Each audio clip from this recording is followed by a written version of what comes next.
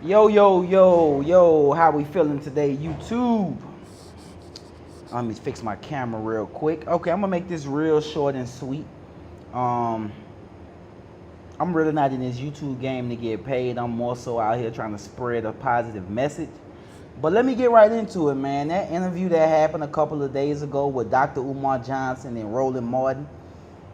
Um, the interview was pretty typical for me, because I'm a Dr. Umar Johnson follower. So I wasn't too surprised at how they ambushed him. It didn't surprise me at all. I don't necessarily think it was an ambush. I think Dr. Umar Johnson mentally was prepared for that to happen. But let me get into the details of it. Okay, he made a statement saying he doesn't respect a black man that's not married to a black woman. That statement brought tons of controversy. Now, he didn't make that statement on the Roland Martin show. He made that statement on the Breakfast Club interview. Okay? Now, the Breakfast Club interview obviously went viral, and tons of people that didn't know about Umar Johnson found out about it because the Breakfast Club has a totally different following. Okay? On the Roland Martin show, I can't think of the panelist's name. It was a female. I can't think of exactly what she said, but she made some very, very weak arguments. And the guy, dark-skinned guy that was sitting to her right, he just was running in circles. You know, though they couldn't challenge Umar Johnson to save their life. But let me get to why I'm really making this video. I don't understand why all these educated black people, or so-called educated black people, feel the need to question this guy's, or Dr. Umar Johnson's, credentials. You know, let's just say that he's lying about everything, all his degrees. If he's lying about those degrees, but doing work for the community of black people, it shouldn't be a problem. Now I understand the lie. If you tell a lie about that, then I can only imagine what else you lie about, right? That makes sense. I respect that. So, it brings me to this point. I personally looked up his degrees. I found every degree he said he had. I found them. It wasn't too hard. I called, and let me clarify. Let me clarify. I didn't call those schools to find out if he had those degrees.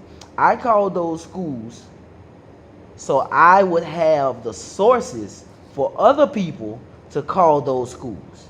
So if anybody needs to call and find out, get at me. I will give you all of the information you need to find out. Now, if you're gonna find out that he has degrees and still not like him, what's the point? You just don't follow what the man does, so just stop following him.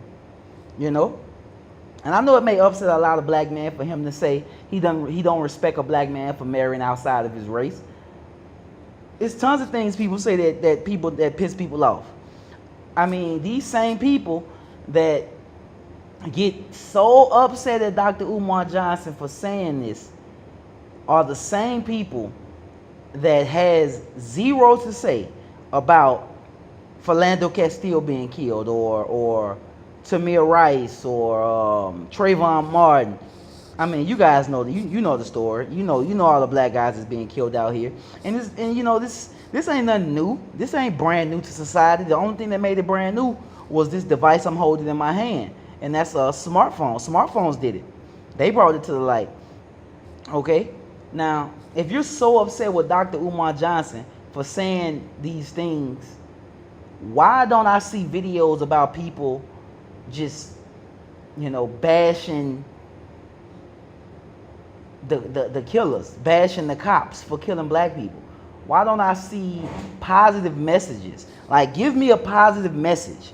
I understand you don't like what a Dr. Umar Johnson does. You may not agree with some of his rhetoric, but bring something positive to the conversation besides disrespect.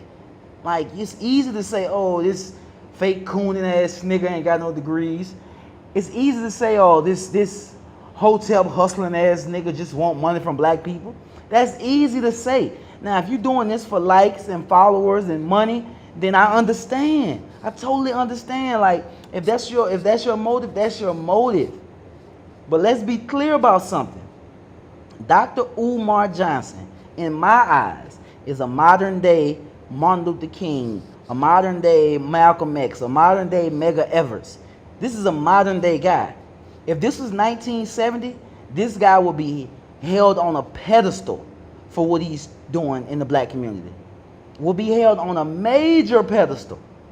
Okay? If this was 1970, and I say if it was 1970, simply I chose that year because in the 60s, that's when we lost 3 of our most important black guys, and we lost them at early age. Excuse me, we lost them at early age. We lost Medgar Evers in the 60s, we lost Malcolm in the 60s, and we lost Martin in the 60s. Okay? Dr. Umar Johnson wouldn't have made it out of the 60s also. He wouldn't have made it because his approach is a bit, I'm not going to say a bit, but his approach is radical.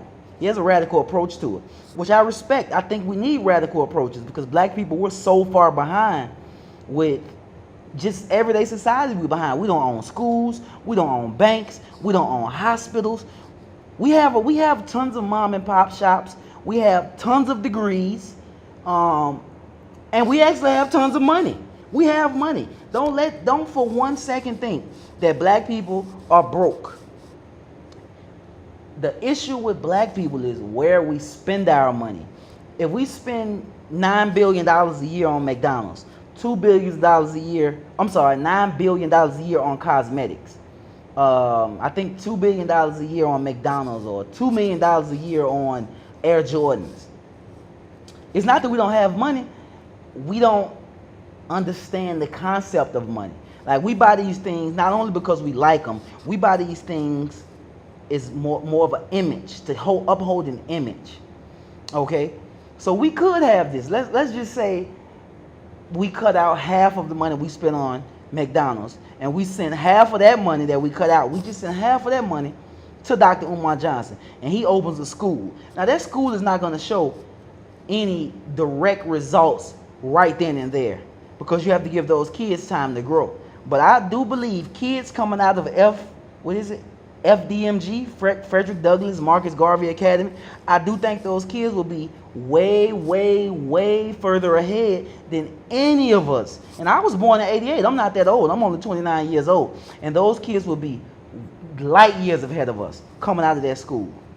I mean, from what I hear he's trying to do with the curriculum, from what he says, I definitely agree with. We need those things. Aerodynamics. I didn't have aerodynamics in high school. I didn't graduate high school with a trade. And I understand we have our exceptions in the community. We have to stop, as a people, we have to stop mixing up exceptions with the everyday black man struggle. Every black man not built for college. Every black man, don't have the same breaks, don't have the same background. Yeah, we got some black dudes that pull themselves up by the bootstrap. But everybody don't do it. And it's not that everybody's not capable of doing it, but that takes some help from somebody, whether it's family or a strong supporting cast of friends or a strong supporting cast of followers. It takes some help to do that.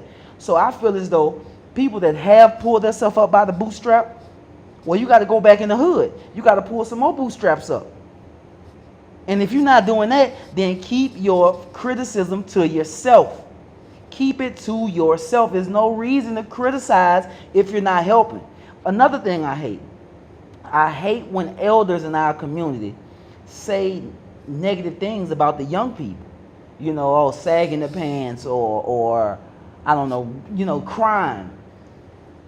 I understand that they shouldn't be doing this, and there are definitely other ways to do it. I'm not saying there's not. There's tons of legit ways to do it. But everybody don't have the mindset of like, let me go get this job making $9 an hour to barely pay my bills, not have any money left over to take care of my family. Every black man can't settle for that. They just can't. And I'm not saying you have to turn to a life of crime, but I understand.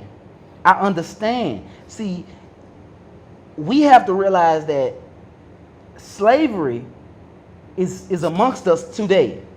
It's alive today. Right now, it's still alive. It's not alive in the sense of a whip on a man's back, or a slave being branded runaway, or a man having his penis cut off, or women being fucking raped by the slave master.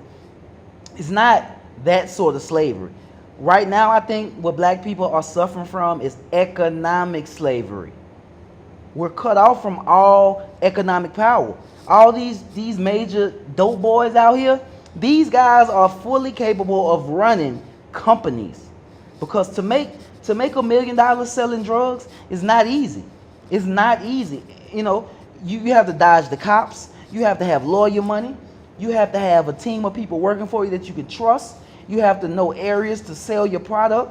And I'm not saying that that's cool. Don't get it twisted. That like I'm saying it's okay. It's not okay. But I understand. My issue is versus bashing these people, let's try to give these people other options. Now, once other options are available, when I say other options, I mean other economic options.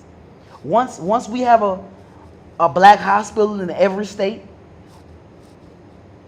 a couple black schools in every state, a couple of black banks in every state, then we can get to the point where, okay, now we can give some heavy criticism to these dope boys. We can give them some heavy criticism because if you need this business loan, it's a couple black banks you can go to. But we don't have that for them. As a people, we don't have that outlet for them. I know tons of white kids that didn't graduate high school that make tons of money. You know why they make tons of money? Because they have access to wealth. I'm a guy, I pulled myself from the bootstrap. I was raised in a 2-parent household, but a lot of my best friends wasn't. So am I to criticize them for what they're doing? They didn't have the same role model I had in my life. And it's not to say that their dads was bad men, but I understand their dads came up in a totally different era. My dad came up in that same era and he made it out, but everybody's not my dad. So we can't sit here and criticize the next man for not doing what his peer did. It's not fair. It's just not fair. So I'm saying, I just wanted to put this message out there, man. I don't want to get too long-winded on y'all. I'm a huge Dr. Umar Johnson supporter. I do think it's a problem that we have over 2 million single black women in this country that's not married, that are educated. I do think that's a problem. And Tommy Sotomayor, oh my gosh, Lord have mercy. So I'm gonna try not to get long-winded on this. I'm sorry. I was supposed to cut it off about 2 minutes ago. Tommy Sotomayor, I'm not going to criticize you. I'm not going to call you out your name because that's not going to get us anywhere. But I do not respect the fact that you're building your career of bashing black women. I don't understand.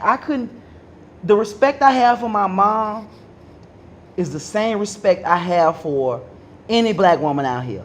Whether she's 2 years old, or 200 years old. I have the same respect for them. And that's not to say I disrespect other races, but I don't deal with other races to have to respect or disrespect them. I don't deal with other races. I deal with my race. And I have nothing but the utmost respect for our women that's out there in the hood fighting, putting videos up every day, fighting and stupid videos going up, black dudes robbing and black kids doing stupid shit. I have tons of respect for them. I do. And I don't have respect for what they're doing. I have respect for them as a person. I wouldn't dare try to build a career off bashing my own people. And I feel like that's what you do, Tommy. That's what Tommy Sotomayor does. He's built his following of bashing black women. To me now, I could be wrong. And I'm pretty sure he covers way more than black women. But so happened, when I'm scrolling down my YouTube timeline, all I see is, let me think. It'll be TNN Raw,